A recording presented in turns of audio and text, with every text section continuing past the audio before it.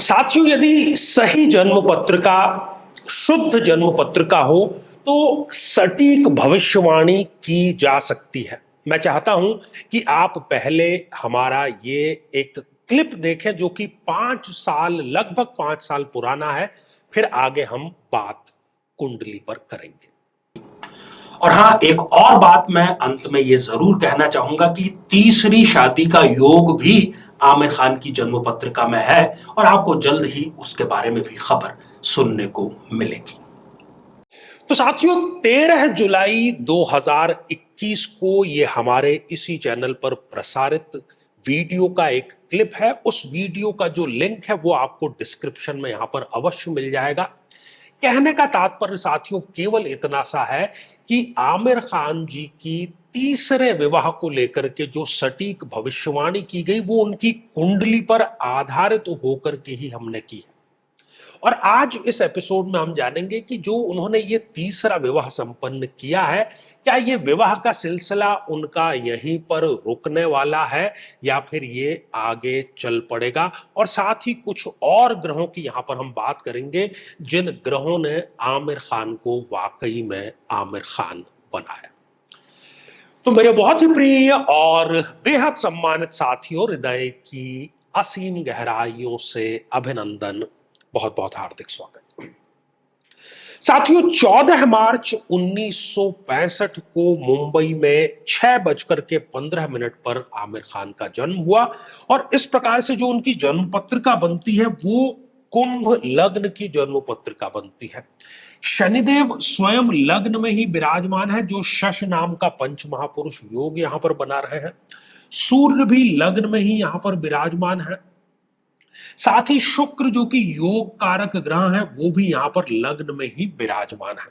साथियों, बुध की स्थिति यहां पर द्वितीय भाव में नीच राशि की है और गुरुदेव यहां पर तृतीय भाव में विराजमान है। राहु चतुर्थ भाव में यहां पर विराजमान है और चंद्रमा स्वग्रही होकर के इस छठे भाव में, मंगल सप्तम भाव में इनको मंगली बना रहा है और केतु अपनी नीच राशि में यहां पर विराजमान है।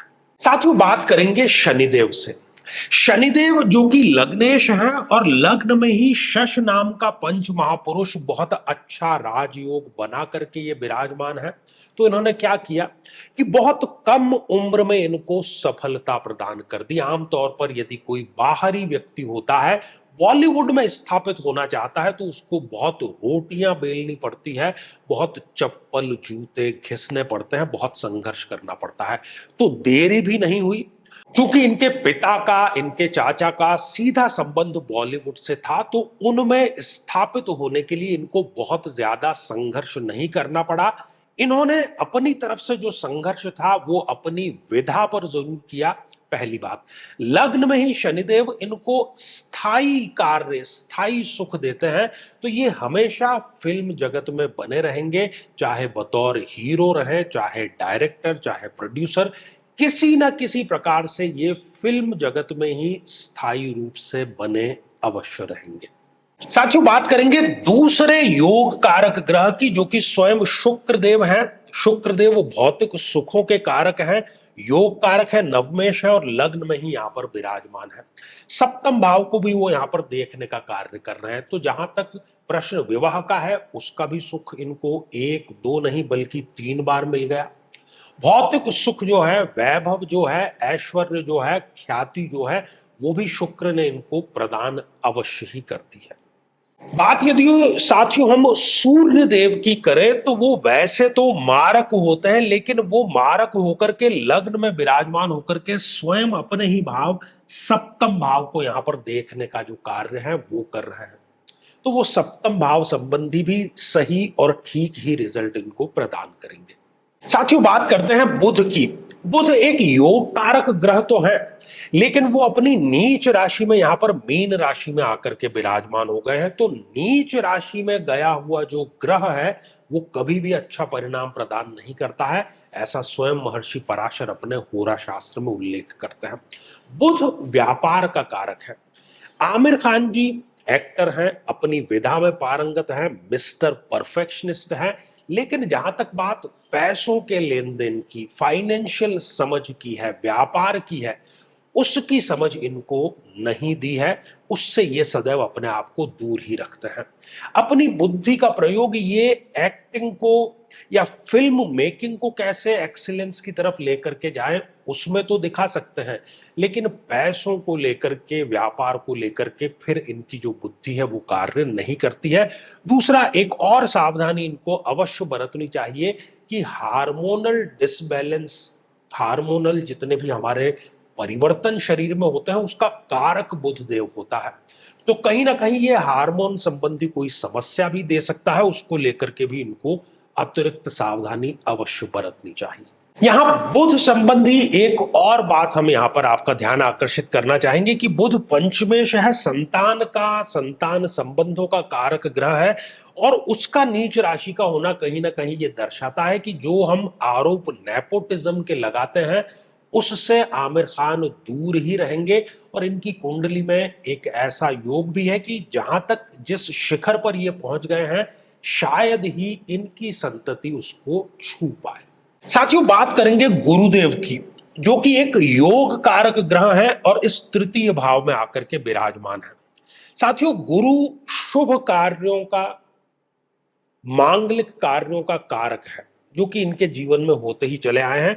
ये कहीं ना कहीं इनके तीसरे विवाह से जुड़ा हुआ है। कारण उसका यह है कि पहला विवाह देखा जाता है सप्तम भाव से, दूसरा विवाह देखा जाता है नवम भाव से, और तीसरा विवाह देखा जाता है इस एकादश भाव से। तो एकादश भाव के लॉर्ड होकर के गुरुदेव यहां पर विराजमान है, तृतीय विवाह के लॉर्ड है, तो वो तृतीय विवाह को स्थायी अवश्य बना देंगे, इस बात की यहां पर गारंटी गुरुदेव दे रहे हैं। बात करेंगे साथियों राहु की, जो कि अपनी उच्च राशि वृषभ में यहां पर विराजमान है चतुर्थ भाव में। तो भौतिक सुख, जिसको हम गाड़ी, बंगला या शारीरिक जितने भी सुख कहते हैं, ऐश्वर्य कहते हैं, वैभव कहते हैं, उसकी कभी भी कमी किसी भी प्रकार से नहीं आने देंगे यहां पर राहु देव जी। साथियों, बात करते हैं चंद्रमा की, जो कि अपनी ही राशि में यहां पर कर्क में विराजमान है छठे भाव में। तो यहां पर एक परफेक्ट विपरीत राजयोग बनता हुआ दिखाई दे रहा है। छठे भाव का स्वामी छठे भाव में और लग्नेश बहुत अच्छी अवस्था में यहां पर विराजमान है। तो कहीं ना कहीं ये बहुत ही इमोशनल व्यक्ति अब इंसान को बना देता है। चंद्रमा हमारे इमोशन का कारक है, मन है, मन सो जातक कहा गया है इसको। दूसरी बात, कला क्षेत्र का, आर्ट फॉर्म में जो भी व्यक्ति सक्सेस हुआ है उसका चंद्रमा कहीं ना कहीं ठीक जरूर होना चाहिए। तो इस विपरीत राजयोग के कारण ही ये बॉलीवुड में बने हुए हैं और अच्छे खासे स्थायी तौर पर सफलता भी प्राप्त कर रहे हैं। दूसरा, ये शत्रु भाव में है, तो शत्रु कभी इनके ऊपर हावी नहीं हो पाएंगे। शरीर में किसी भी प्रकार का रोग भी यदि हो जाता है तो उस रोग से भी ये बहुत जल्दी निजात प्राप्त कर लेंगे। और साथ ही यदि किसी प्रकार के ऋण जाल में ये फंस जाते हैं तो उसमें से भी निकलने का मादा यहां पर चंद्रमा और ये विपरीत राजयोग इनको दे देता है। साथियों, बात करेंगे केतु देव की, जो कि यहां पर दशम भाव में विराजमान है। तो ये पिता का भाव होने के कारण पिता से संबंधित इनको लाभ मिल ही गया, और वो लाभ फिल्म इंडस्ट्री में एक इजी एंट्री के रूप में मिला। ये अनुशासन का भाव है। व्यक्ति जो मेहनत से प्राप्त नहीं कर सकता वो अनुशासन से अवश्य प्राप्त कर सकता है। तो ये अनुशासित हैं और इसीलिए सफलता इनके कदम चूमे हुए हैं। ये प्रसिद्धि का भी भाव है, तो केतु ने यहां पर विराजमान होकर के इनको प्रसिद्धि का रस भी अवश्य चखा दिया है। तो साथियों, बात हमने की आज बॉलीवुड के एक बहुत ही सफल नायक आमिर खान जी के बारे में, और जाना कि क्या क्या उनकी कुंडली में शश योग, विपरीत राजयोग और तीसरा विवाह जो है उसके स्थायी रहने का क्या कारण है। तो साथियों, यदि आप भी चाहते हैं कि आपकी कुंडली का सूक्ष्म और वैज्ञानिक विश्लेषण हो तो आगामी समय में मैं स्वयं इन शहरों में उपस्थित रहूंगा। आप समय लेकर के मिल सकते हैं या फिर टेलीफोनिक या वीडियो कॉल के माध्यम से भी आप जुड़ सकते हैं। और यदि आप चाहते हैं कि आपके किसी एक प्रश्न का निःशुल्क मार्गदर्शन किया जाए, जो कि हमारे इसी चैनल पर प्रति शनिवार दोपहर 3 बजे हम खास लाइव कार्यक्रम लेकर के आते हैं।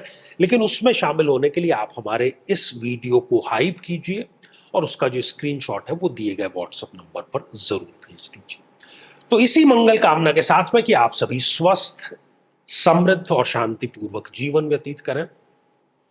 नमस्कार साथियों, कई वर्षों के जन्म पत्र का अध्ययन और लाखों कुंडलियों के अध्ययन के बाद हम ये कह सकते हैं कि यदि किसी की जन्म पत्रिका में राहु पीड़ित है तो उसको इस ग्रह की महादशा में इन 9 लक्षणों का, इन 9 कष्टों का, पीड़ाओं का अवश्य सामना करना पड़ता है।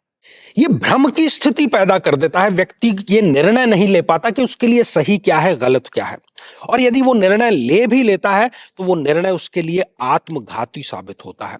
हर एक कार्य में हानि, हर एक कार्य में आकस्मिक समस्याएं सदैव खड़ी रहती है। व्यक्ति नशे की तरफ आकर्षित होता है और उसमें डूब भी वो जाता है। अपने ही लोगों से उसको धोखा मिलता है। विवाह के पश्चात विधवा या विधुर योग भी उसके निर्मित हो जाता है। नाहक ही बदनामी, अच्छा कार्य करने के बावजूद भी बदनामी इसको प्राप्त होती है। छोटी बड़ी जेल यात्रा का योग भी यहां पर निर्मित होता है और घर में सदैव गृह कलेश का वातावरण बना रहता है। लेकिन साथियों, यदि आप भी इन सभी कष्टों से स्थायी और सटीक मुक्ति प्राप्त करना चाहते हैं तो उसका तरीका है इस ग्रह की महादशा मंत्र साधना दीक्षा, जो विशेष रूप से आपके नाम, आपकी जन्मतिथि के अकॉर्डिंग की जाएगी। और गुरु दीक्षा के माध्यम से अभिमंत्रित माला भी आपको प्रदान की जाएगी, ताकि न केवल ये सारे कष्ट दूर हों बल्कि ये पूरी की पूरी महादशा आपके लिए शांतिदायक और सुख समृद्धिदायक साबित हो।